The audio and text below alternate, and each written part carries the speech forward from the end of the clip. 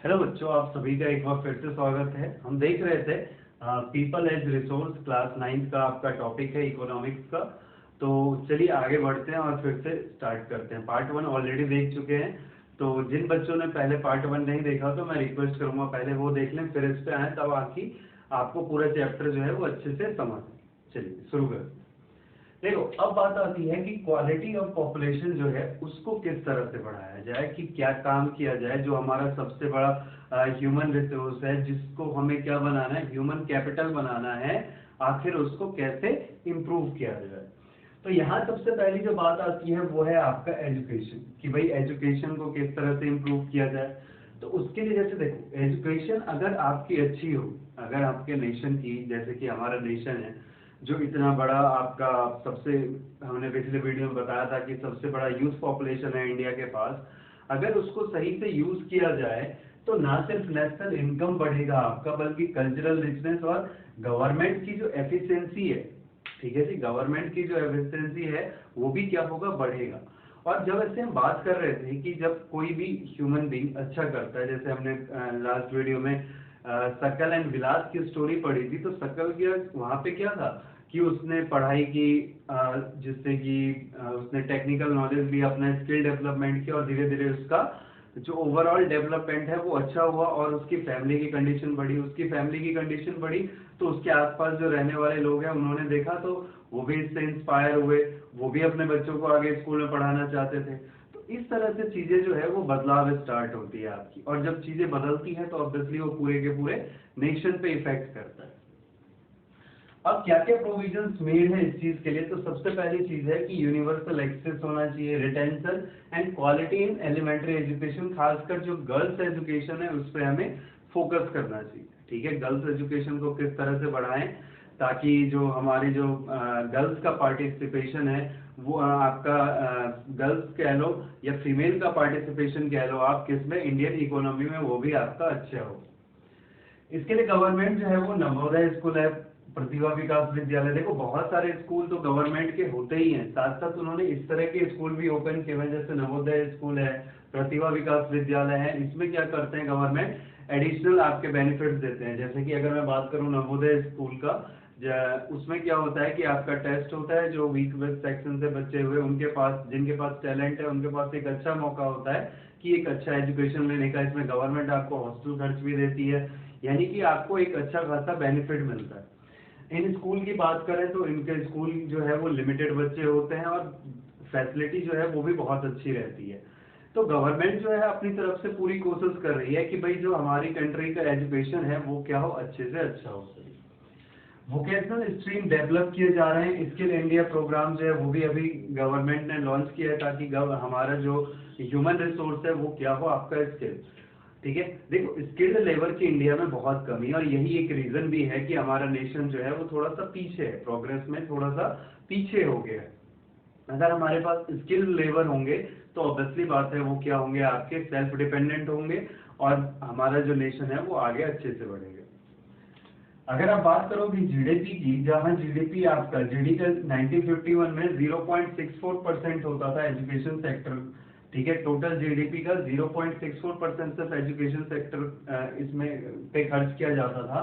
वहीं आपका 2015-16 में ये बढ़ के 3% हो गया, और अभी 3.1 3.2 के आसपास अप्रॉक्स 3% है, जो कि अच्छा खासा अमाउंट होता है।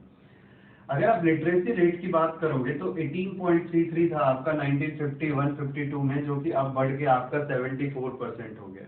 तो कहीं ना कहीं देखोगे कि अब लोग जो हैं वो भी आप क्या हो चुके हैं कि पढ़ाई लिखाई के प्रति सजग हो चुके हैं, और यहाँ पे जो लिटरेसी रेट है वो भी काफी अच्छा बढ़ा। अगर आप फीमेल की बात करो तो लेस देन 10% जो था 1951 में पार्टिसिपेशन था, जो कि अब बढ़ के कितना हो गया, 60% हो गया। केरला की बात करें, आपका हाईएस्ट है सबसे ज्यादा लिटरेसी रेट में। वही बिहार की बात करें तो वो अभी क्या आता है, सबसे निचले पायदान पे। तो इन स्टेट्स को, जैसे बिहार हो गया, वेस्ट बंगाल हो गया, उड़ीसा हो गया, इन सब पे लिटरेसी को क्या होगा, हमें बढ़ाना पड़ेगा। उसके लिए गवर्नमेंट जो है वो कई सारे स्कीम है, जैसे कि सर्व शिक्षा अभियान इसमें सबसे ऊपर आता है। सर्व शिक्षा अभियान 6 से 14 साल के जो बच्चे हैं उनके लिए मैंडेटरी एजुकेशन है, गवर्नमेंट की तरफ से उसके लिए फैसिलिटी मिलती है। गवर्नमेंट हॉस्पिटल क्या गवर्नमेंट स्कूल्स वगैरह हैं जिनमें क्या किया जाता है, इस बात पे फोकस किया जाता है। उसके साथ साथ गवर्नमेंट ने मिड डे मील स्कीम जो है वो भी लॉन्च किया है। अब ये मिड डे मील स्कीम क्या होता है?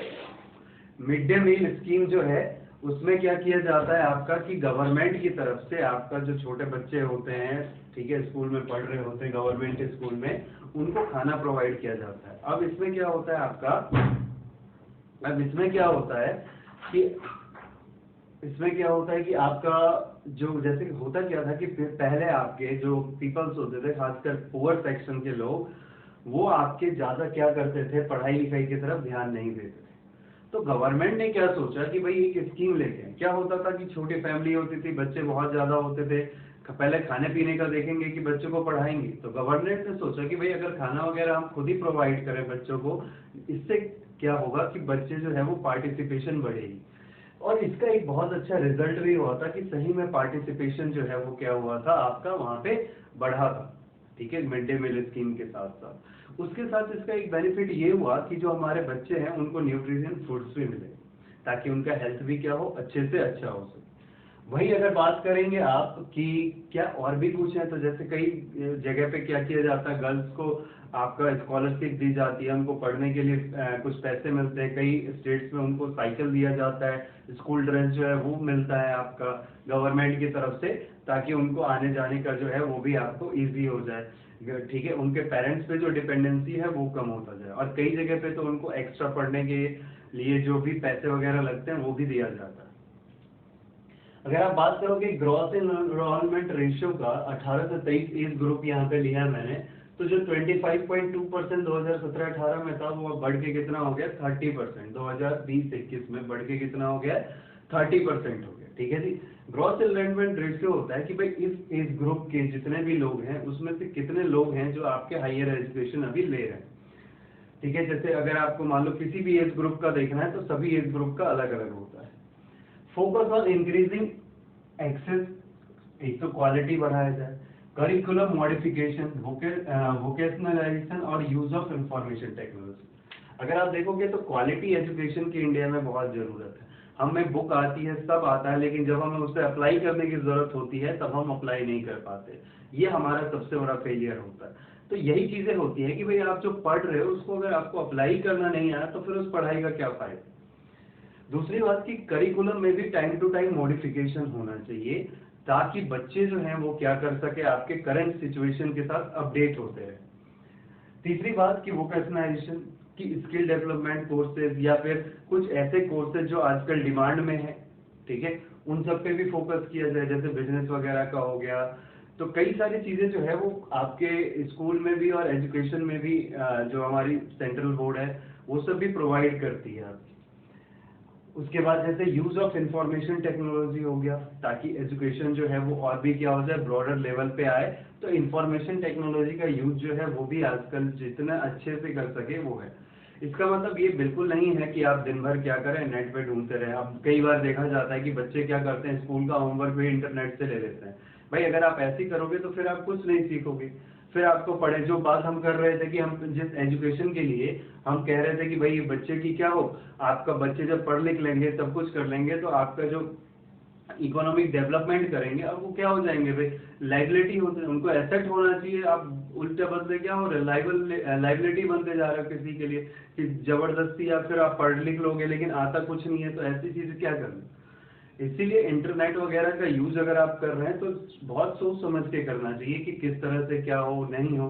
तो ये भी है कि यूज है, अगर नई चीजें हैं तो हमें जरूर सीखना चाहिए, लेकिन किस तरह से सीखना चाहिए ये भी हमें ध्यान देने वाली बात है। Significant growth in school, college and university.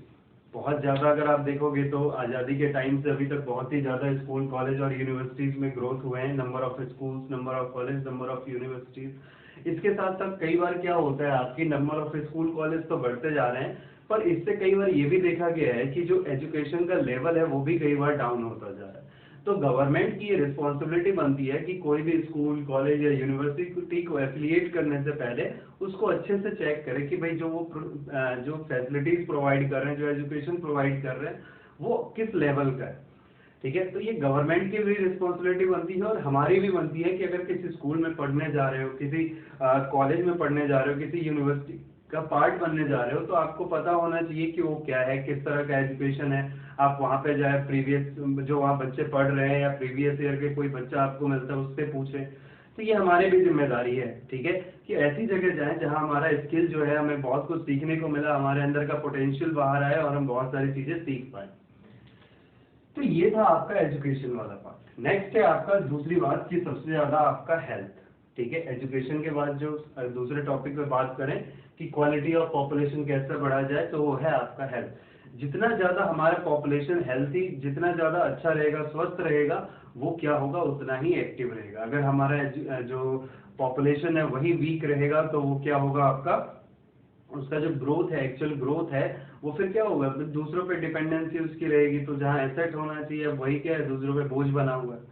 तो हेल्दी रहना बहुत जरूरी है, और हेल्दी रहने के लिए आपको क्या चाहिए, शुरू से ही अपने आप को ध्यान देना पड़ेगा। जैसे छोटे बच्चे जो एज ऑफ एडोलेसेंस में, तो उस टाइम हमें हमारे पेरेंट्स को, जो हमारे टीचर्स हैं, उनको भी बताना चाहिए कि भाई इस एज में वो क्या क्या चीजें जरूरी है जिससे उनका ग्रोथ अच्छे से हो सके, ठीक है जी। 11 ईयर से लेके 18-19 ईयर तक का जो मेनली फेज होता है, ये जो 8-9 साल होते हैं, हमारे लाइफ के सबसे ज्यादा डेवलपिंग पीरियड होते हैं। तो इसमें हमारे पेरेंट्स को, हमारे टीचर्स को, ठीक है, हमें ये चीजें जो है वो बच्चों के साथ शेयर करना चाहिए, ताकि उनका जो डेवलपमेंट है बॉडी का, वो अच्छे से अच्छा से हो सके। जो नेशनल पॉलिसी है वो एम्स करता है accessibility of health care, family welfare, nutritional service, ठीक है, खासकर अंडर प्रिविलेज सेक्शन, ठीक है। एक्सेसिबिलिटी टू हेल्थ केयर का मतलब है कि हर एक पर्सन को इजीली क्या मिल सके, हेल्थ केयर मिल सके। फैमिली वेलफेयर कि भाई बहुत ज्यादा बच्चे ना हो, और वो भी जितने बच्चे हैं उनका अच्छे से डेवलपमेंट हो सके, ठीक है। फैमिली प्लानिंग पे भी हमें फोकस करना चाहिए। कई बार मैंने देखा है कि हमारे पड़ोस में ही रहते हैं भाई, उसके घर में, एक घर में आपके 7-7 8-8 बच्चे हैं। अब उस पर्सन की जो इनकम है वो 10,000 रुपीज है।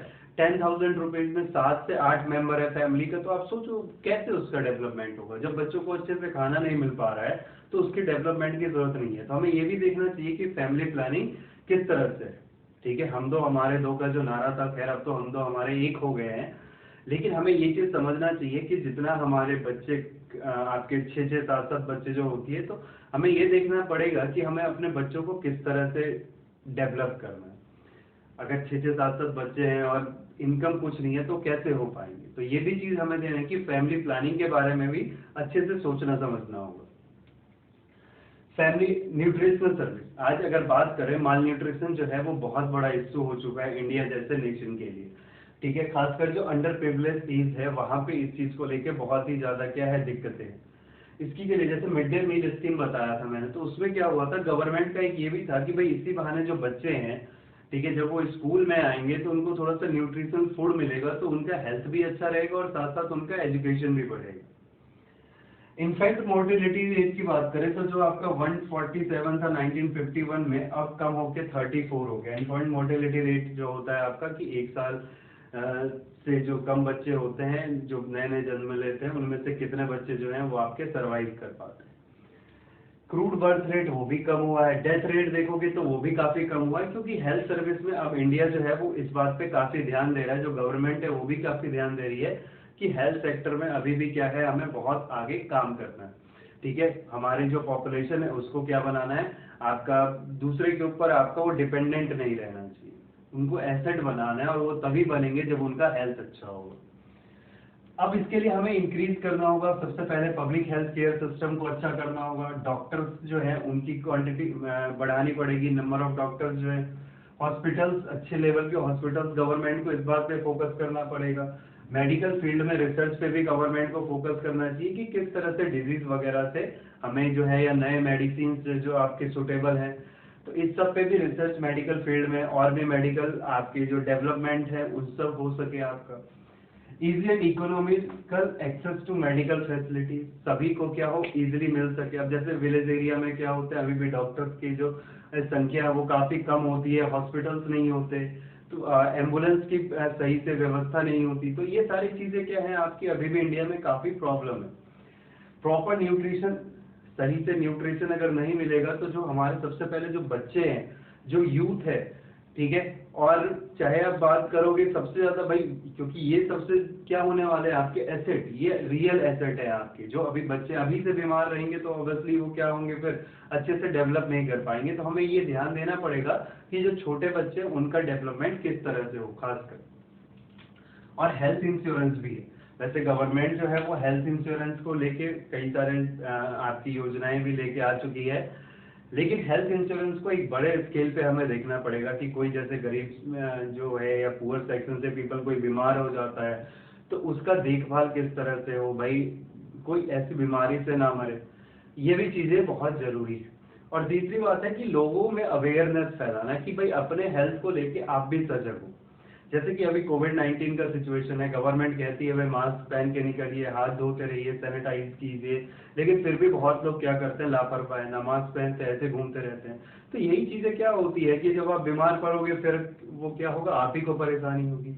तो हेल्थ तो हमारा है ना, कि भाई अगर हम बीमार हुए, हमारे साथ कोई दिक्कत हुआ तो इसका असर किस पे करेगा, हमारे ऊपर भी पड़ेगा। कहते हैं कि भाई स्मोकिंग मत करो, लेकिन अगर आप स्मोकिंग करोगे तो कौन बीमार होगा, हम ही बीमार होंगे। तो हेल्थ तो हमारी खुद की चीज है। तो इसके लिए तो हमें भी क्या होगा, सजग होना पड़ेगा कि भाई क्या करें जिससे हमारी हेल्थ अच्छी हो।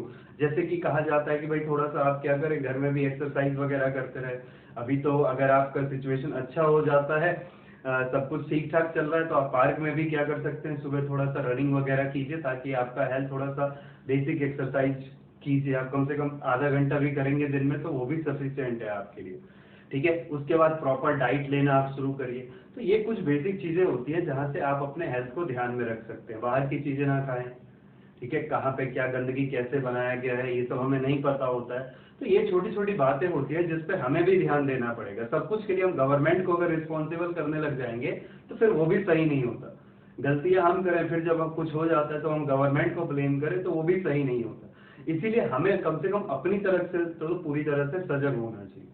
ठीक है जी। तो इसमें अगर आपको कुछ नोट करना है तो आप वीडियो पॉज करके नोट करिए, तब तक हम आगे बढ़ते हैं।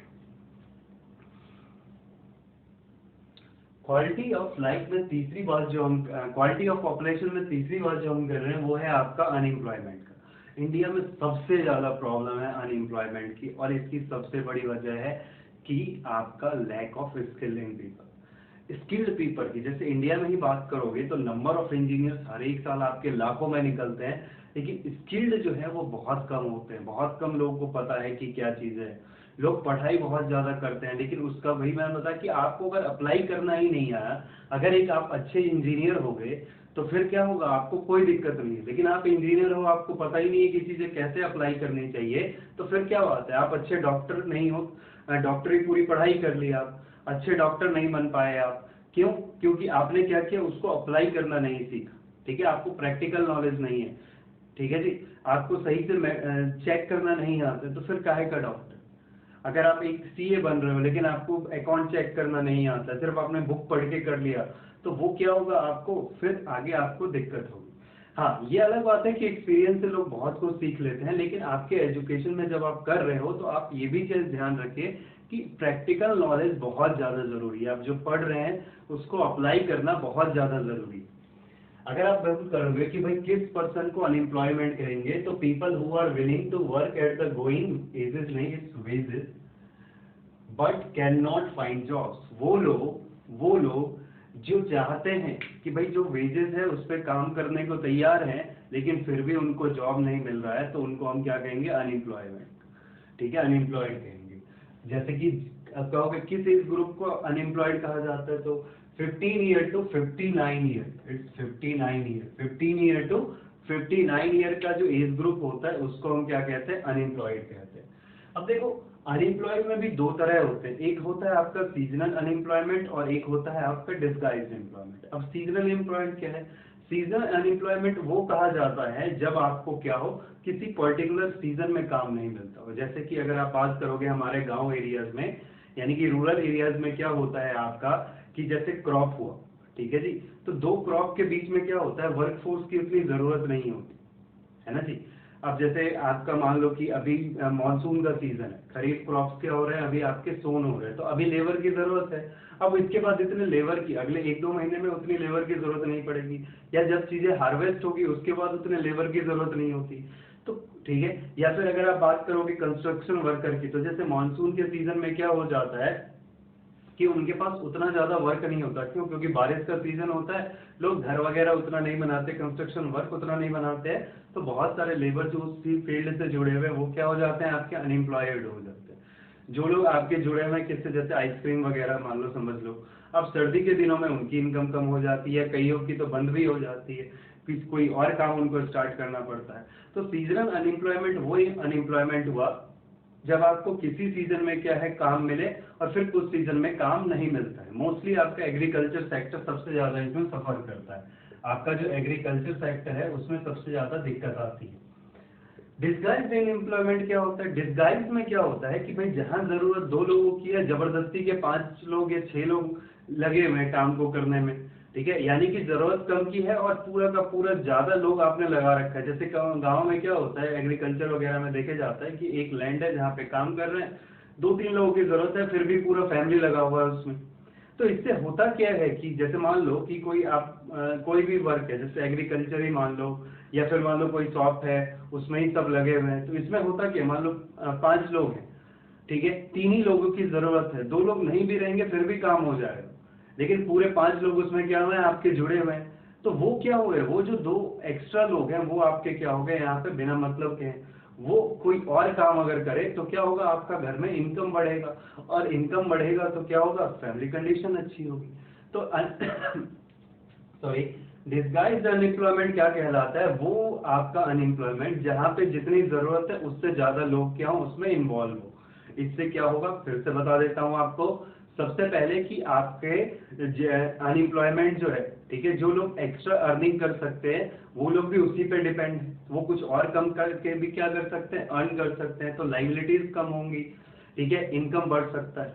तो ये चीजें होती है। एग्रीकल्चर सेक्टर में भी यहाँ पे बहुत सारी ऐसी चीजें देखने को मिलती है। इन अर्बन एरियाज में अनएम्प्लॉयमेंट रेट बहुत ज्यादा है। अनएम्प्लॉयमेंट अगर ज्यादा होगा तो वो क्या होगा, आपका जो मेन पावर, जो इतना बड़ा सोर्स है हमारा ह्यूमन रिसोर्स, वो क्या होगा, आपका वेस्ट होगा, और वेस्ट होगा तो वो आपको क्या होगा, आपके ऊपर कहीं ना कहीं वो लाइबिलिटी हो जाएगी, बोझ हो जाएगा। जो आपके लिए एसेट होना चाहिए था वही क्या होगा, आपके लिए बोझ बन जाएगा। क्वालिटी ऑफ लाइफ इफेक्टेड होगा। Increase in employment indicator of depressed economy. अगर अनएम्प्लॉयमेंट ज्यादा होता है तो ये बता रहा है कि उस नेशन का जो इकोनॉमी है वो क्या है, खराब दौर से गुजर रहा है, इकोनॉमी जो है वो लो है। क्वालिटी ऑफ लाइफ अफेक्टेड, यहाँ भी लिख दिया, 2 बार लिख दिया है। इसका मतलब क्या है कि जैसे हमने बात की कि अगर आप अनएम्प्लॉयमेंट रहेगा, इनकम अच्छी नहीं रहेगी, तो उससे होगा क्या है कि जो आपका सबसे पहले वो एजुकेशन अपने बच्चों को नहीं दे पाएगा, ठीक है। दूसरी बात कि उसकी खुद की हेल्थ कंडीशन पे भी वो फोकस नहीं कर पाएगा। मैं देखता हूँ इंडिया में बहुत सारे ऐसे लोग हैं जो सही से न्यूट्रिशन नहीं ले रहे हैं। तो धीरे धीरे आने वाले टाइम में क्या होगा, उनकी क्वालिटी ऑफ लाइफ जो होगी वो खराब होती जाएगी, अच्छे से रहेंगे नहीं, वो सैनिटेशन वगैरह की प्रॉपर नहीं होगी, क्लीननेस की सही से चीजें नहीं होंगी।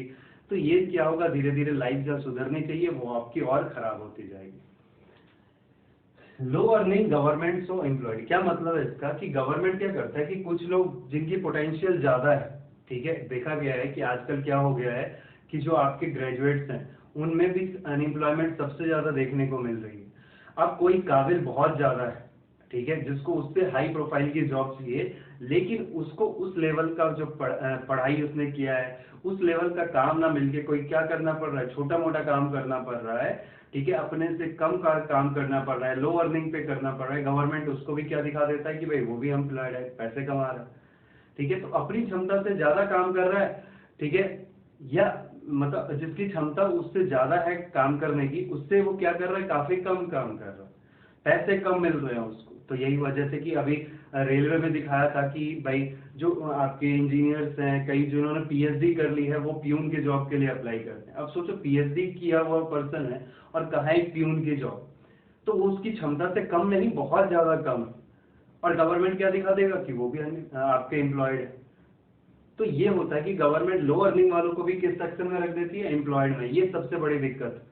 अब वो इतना पढ़ा लिखा, इतने साल उसने अपने पढ़ाई लिखाई पे वेस्ट किए हैं, वेस्ट तो मत कहो, आप कह दो कि अपने पढ़ाई लिखाई पे क्या किया है उसने, काफी इतने इतने साल उसने मेहनत करी है और वो सारा का सारा वेस्ट हो गया, तो फिर क्या फायदा, उसकी सारी पढ़ाई तो वेस्ट हो गई फिर।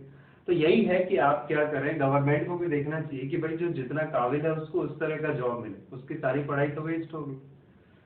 तीसरी बात है कि 3 सेक्टर, अच्छा ये लोग करते क्यों है, मेन रीजन है अनएम्प्लॉयड, कि पढ़ तो लिया पीएचडी का लेकिन उस लेवल का जॉब अवेलेबल नहीं है, उस लेवल का काम अवेलेबल नहीं है, तो मजबूरी में लोगों को करना पड़ता है। अब जब बात करें 3 सेक्टर की, प्राइमरी, सेकेंडरी और टर्सरी, जो हमने लास्ट क्लास में बात की थी, तो प्राइमरी सेक्टर में अनएम्प्लॉयमेंट बहुत ज्यादा देखने को मिलता है, खासकर एग्रीकल्चर सेक्टर में आपकी ये जो हमने बात की थी सीजनल और डिस्गाइज, दोनों आपके बहुत ज्यादा देखने को मिलेंगे। लेकिन अब धीरे धीरे कंडीशन क्या हो गया है कि आपका प्राइमरी सेक्टर से लोग सेकेंडरी और टर्सरी की तरफ मूव करने लगे। तो आप देखोगे कि अभी इकोनॉमी में प्राइमरी सेक्टर पे भी गवर्नमेंट ने फोकस किया है और सेकेंडरी और टर्सरी सेक्टर पे क्या कर रही है, इनहेंस कर रही है। तो अब जो आपका खासकर टर्सरी है, जिसको सर्विस सेक्टर भी कहते हैं, वो बहुत ही ज्यादा राइज कर रही है, और ये जितना राइज करेगी तो डिपेंडेंसी इन दो सेक्टर से क्या होती जाएगी, कम होती जाएगी। साथ साथ एम्प्लॉयमेंट जनरेट होगा, एम्प्लॉयमेंट जनरेट होगा तो नंबर ऑफ एम्प्लॉयज जो अनएम्प्लॉयड हैं वो क्या हो जाएंगे, आपके कम हो जाएंगे। तो ये सारी चीजें आपके इस चैप्टर का बेसिक जो आपका बेस था वो यही बताता है। ठीक है, बाकी अगर आपको कोई भी डाउट है तो आप कमेंट बॉक्स में पूछ सकते हो, अच्छा लगा तो लाइक कर सकते हो, दोस्तों के साथ शेयर भी कर सकते हो। ठीक है जी, चलिए तो थैंक यू, धन्यवाद, शुक्रिया।